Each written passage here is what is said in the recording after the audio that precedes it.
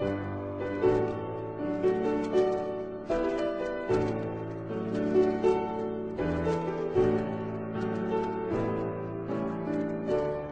so we come to the question part of the afternoon, and what I'm going to do is sort of go from left to right, and I will take one person from each section and then come back again. And there's a gentleman with a bow tie who was first up. Thank you, Dr. for the inspirational speech.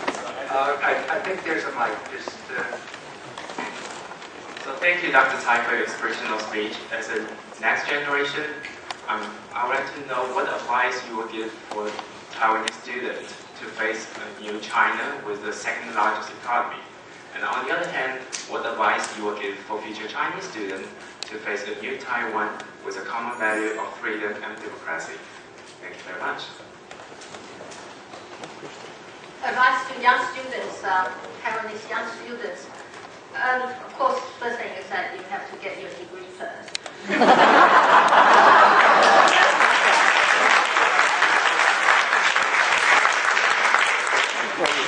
Be a good student, but a rebellious one. Maybe you have to challenge your teacher and your contemporaries. Don't assume that everything that you are taught is always correct.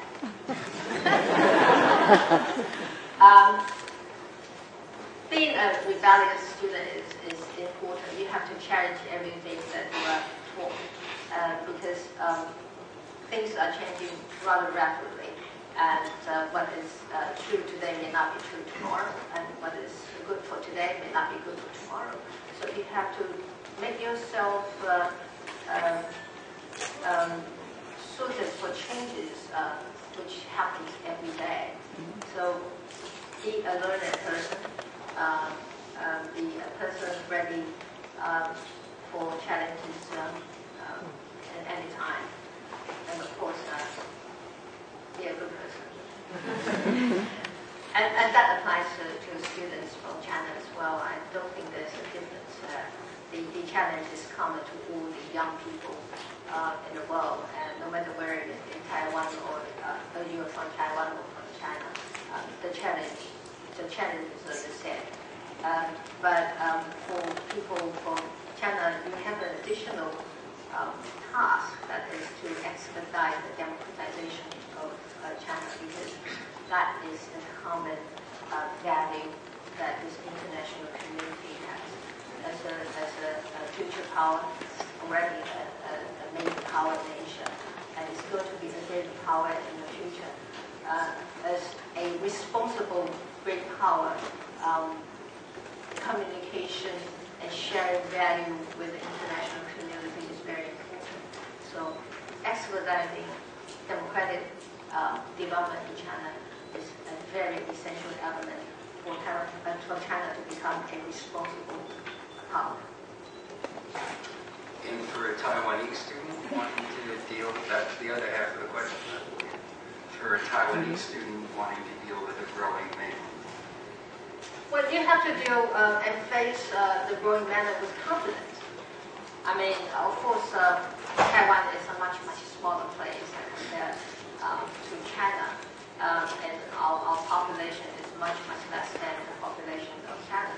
But we have a very decent society, an open society, and with the kind of diversity and creativity that one would expect of a modern society. So face China with confidence and with certain degree of accommodation, so that we will be able to sit down and having dialogue with each other. And perhaps we can, at some stage, work together to meet the challenges of ours. So, essential work, be confident. Well, I said I'd go this way, so I'll recognize you. Yes, please. Yes. Yes. It's nice to hear your speech here. Actually, I like it quite a bit better than Jing Putong's where I was there.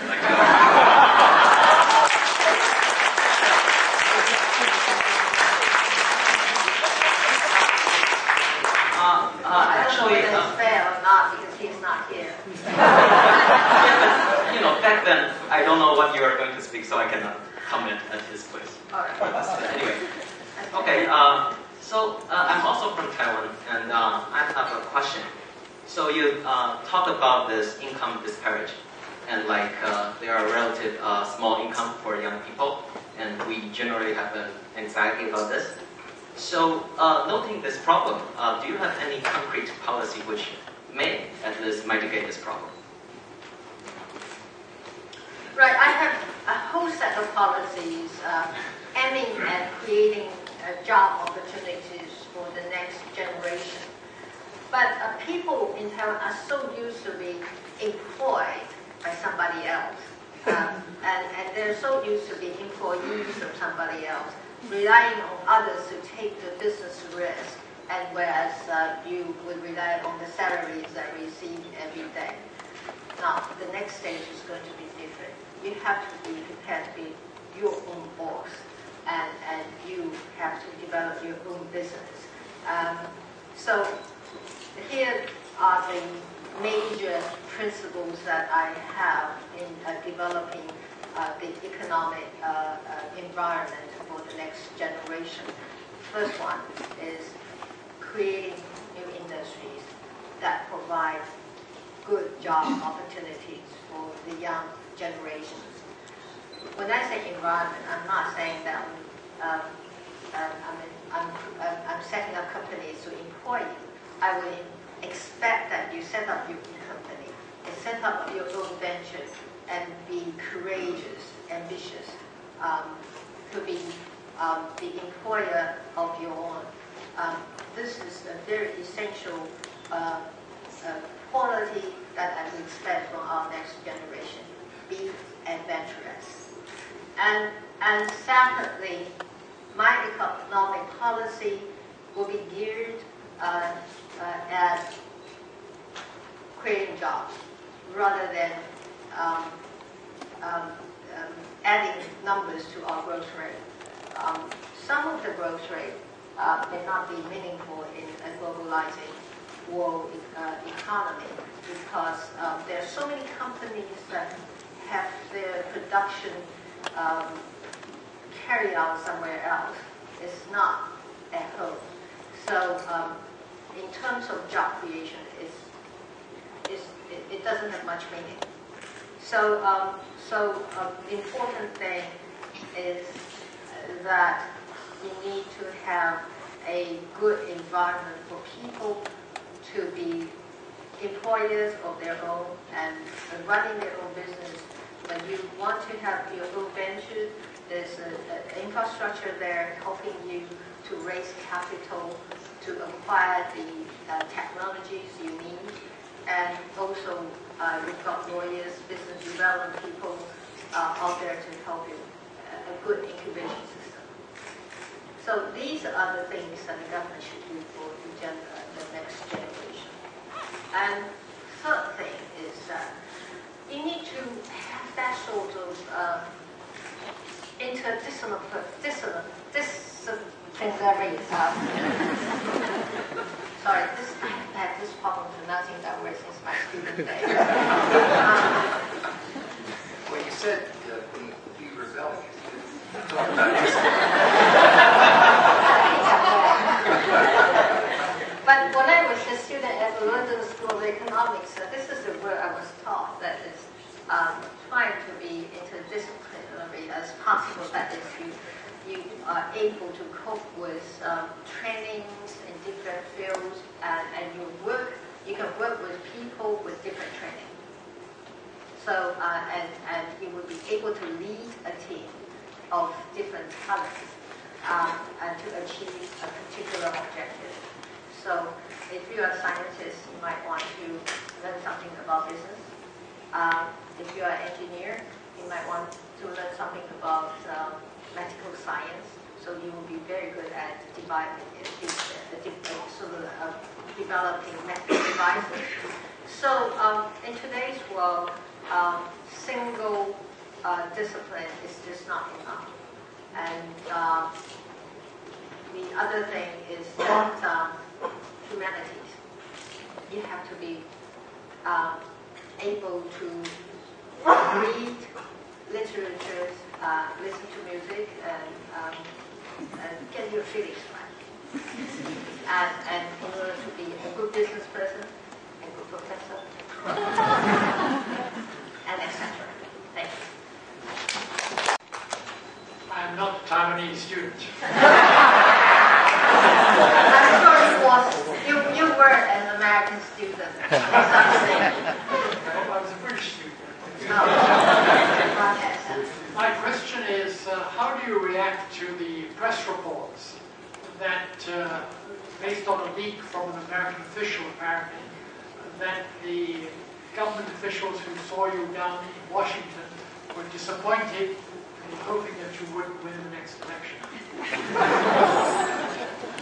Well, I would expect this question coming from the press, but since you asked, I answer your question. But this comes to be a surprise because it's just true, and this is apparently a quote from an unnamed official, and we don't know whether this is a true story or not. Even if it is true, I don't think this is consistent with what we were told by the American officials when we were having a meeting with them.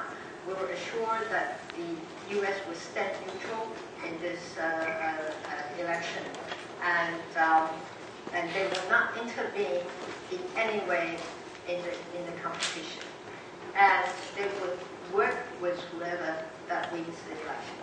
So I guess these messages are very clear and repeatedly conveyed to us, and we believe this is the true position of the U.S. government. So a story like the one that you said just now seems to be running counter to what is the position that is conveyed to us, and repeatedly, almost in every meeting that we have with the American officials, we're told these three things. So, Was that? there will be follow-up questions. Don't worry. Student from mainland. And first, I'd like to ask for your forgiveness if you think my question is a little tough.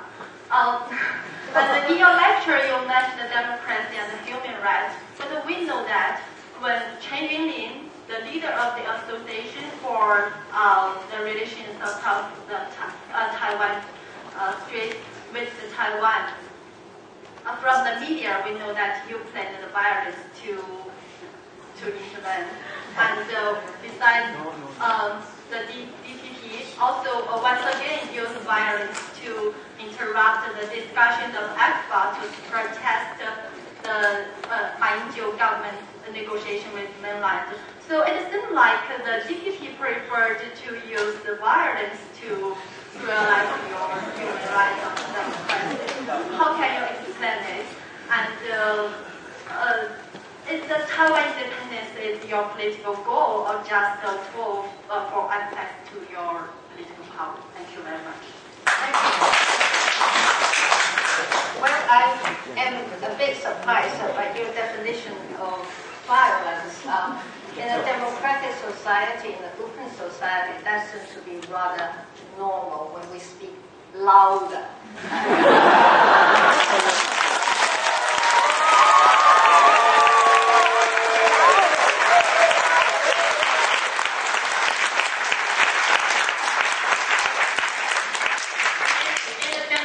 Society, the most important thing is freedom of speech, and which we intended to exercise that freedom of speech when Chen Yunlin came.